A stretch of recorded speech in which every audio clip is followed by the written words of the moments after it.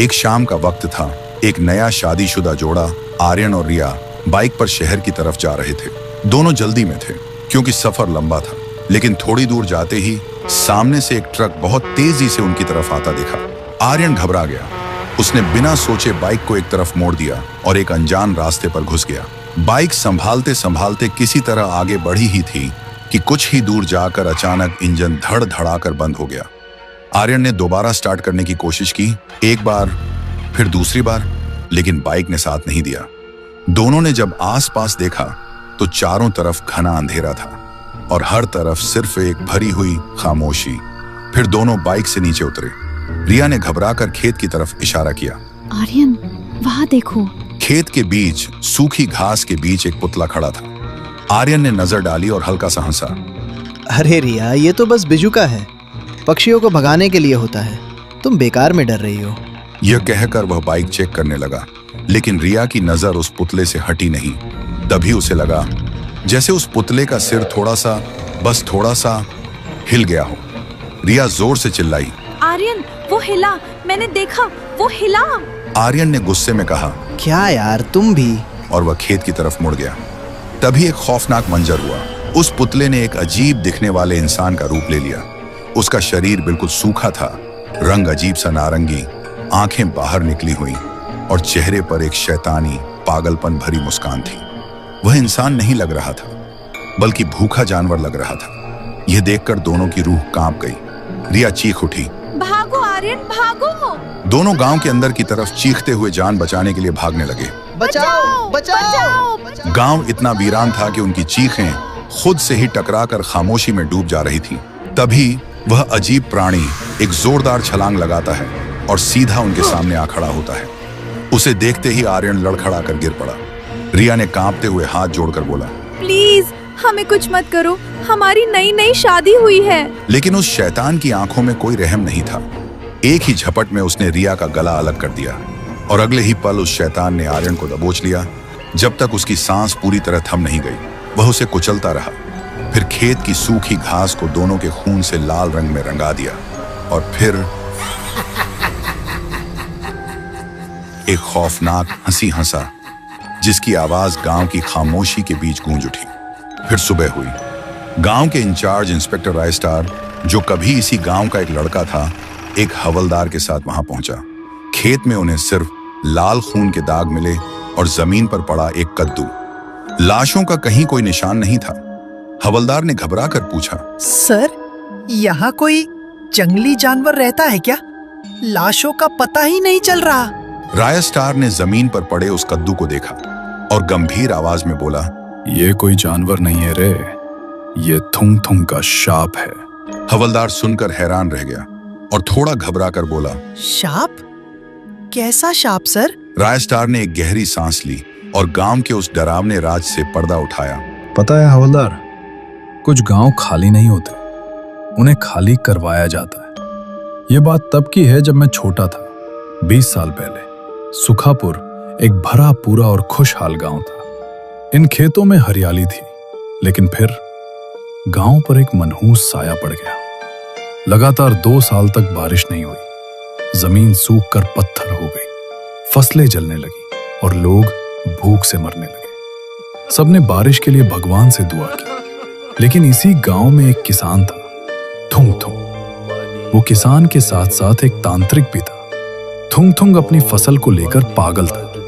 उसने कहा था, अगर आसमान पानी नहीं देगा तो मैं जमीन को खून पिलाऊंगा। इसलिए उसने काला जादू शुरू किया।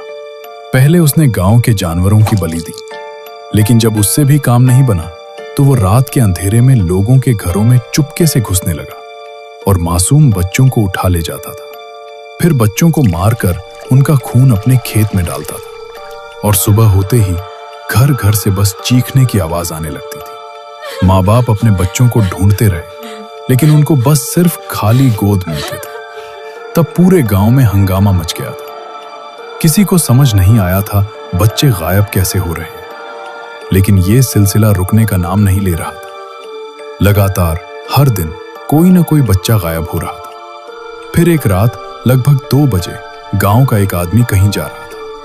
तभी उसे एक घर से एक बच्ची के रोने की आवाज सुनाई दी। वो चौंक गया, सोचने लगा। यहाँ तो कोई नहीं रहता, फिर ये बच्चे के रोने की आवाज कैसे? फिर वो चुपचाप उस घर के अंदर घुसा और जो उसने देखा उसकी रूह कांप गई। थुंग थुंग एक बच्ची को मारने ही वाला था। तभी उस आदमी की नजर एक कोने में पड़े डंडे पर पड़ी। उसने डंडा उठाया और सीधा थुंग थुंग के सिर पर मारा। थुंग थुंग जमीन पर गिर पड़ा। फिर सुबह उस आदमी ने गांव वालों को पूरा सच बता दिया। सच सुनते ही गांव वाले भड़क उठे। उन्हें यकीन भी हो गया था, क्योंकि थुंग थुंग अपनी फसल के लिए कुछ भी कर सकता था। इससे पहले भी बारिश के लिए सबके सामने वो जानवरों की बलि करवा चुका था। इसलिए सबने फैसला लिया, इसे दर्दनाक मौत मिलना चाहिए। हाँ, दर्दनाक मौत। इसे मत छोड़ो। इसे भी दर्दनाक मौत मिलनी चाहिए। फिर गांव वालों ने थुंग थुंग को उसके ही खेत में लकड़ी के खंभे पर बांध दिया। उन्हें लगा धूप और प्यास से वो तड़प तड़प कर मर जाएगा। लेकिन मरते मरते थुंग थुंग ने एक शाप दिया था। तुम सब ने आज मुझे धूप में सड़ने के लिए टांगा है, लेकिन याद रखना, जिसे तुम सब ने सूखने के लिए छोड़ा है, वही एक दिन तुम्हारा खून पीकर अपनी प्यास बुझाएगा। कोई जिंदा नहीं बचेगा। फिर थुंग थुंग मर गया और उसकी आत्मा वहीं एक बिजुके में कैद हो गई। लेकिन जब सुबह गांव वाले वापस आए तो उन्होंने देखा उसका शरीर पूरी तरह सूख चुका था और नारंगी रंग का हो गया था। और फिर गांव वालों ने उस लाश को नदी में बहा दिया। लेकिन हवलदार, कहानी यहां खत्म नहीं हुई। थुंग थुंग के मरने के कुछ ही दिन बाद गांव में अजीब घटनाएं शुरू हो गईं। एक रात रामू काका, जो गांव के सबसे पुराने किसान थे, अपनी भैंस ढूंढते हुए उस श्रापित खेत के पास आ गए। खेत में गहरा सन्नाटा था, लेकिन रामू काका ने देखा खेत के बीच में खड़ा वो बिजुका अपनी जगह से गायब था। रामू काका ने मन में सोचा, अरे यहाँ तो पुतला खड़ा था, कहाँ गया? तभी उन्हें सूखी घास पर चलने की आवाज सुनाई दी। रामू काका डरते हुए पीछे मुड़कर देखते हैं, वहां थुंग थुंग खड़ा था। उसे देखकर रामू काका डर के मारे कांपने लगे। लेकिन अगले ही पल थुंग थुंग ने अपने सूखे नारंगी हाथ से रामू काका को बीच से फाड़ दिया। जब सुबह गांव वाले आए तो सब कांप उठे। किसी को कुछ समझ नहीं आया ये कैसे हुआ। सबको लगा ये किसी जंगली जानवर का काम होगा।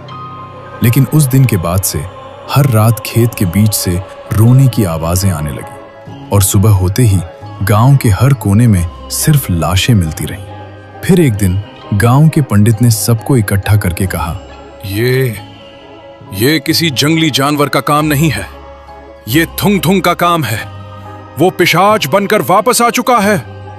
हमें ये गांव छोड़ना पड़ेगा, वरना एक एक करके हम सब मिट जाएंगे। उसी दिन से लोगों ने सुखापुर छोड़ दिया और धीरे धीरे ये गांव एक श्मशान बन गया। हवलदार ने डरते हुए कहा, सर, तो वो पुतला अब कहाँ है? यह सुनकर रायस्टार ने खेत की तरफ देखा ही था कि तभी उसकी जीप के पीछे से एक अजीब सी हंसी की आवाज आई। रायस्टार जीप के पीछे देखता है। पीछे वही नारंगी रंग का बड़ी बड़ी आंखों वाला इंसान खड़ा था और अगले ही पल वह रायस्टार पर झपट पड़ता है और सब अंधेरा छा जाता है। तभी एक आवाज गूंजती है, बेटा कितना सोएगा? दोपहर के 12 बज गए।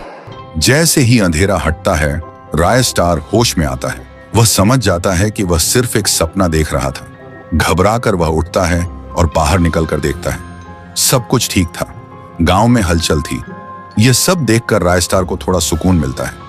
रायस्टार ने खुद को तसल्ली दी कि सब ठीक है, पर उसके कानों में वह हंसी अभी भी गूंज रही थी।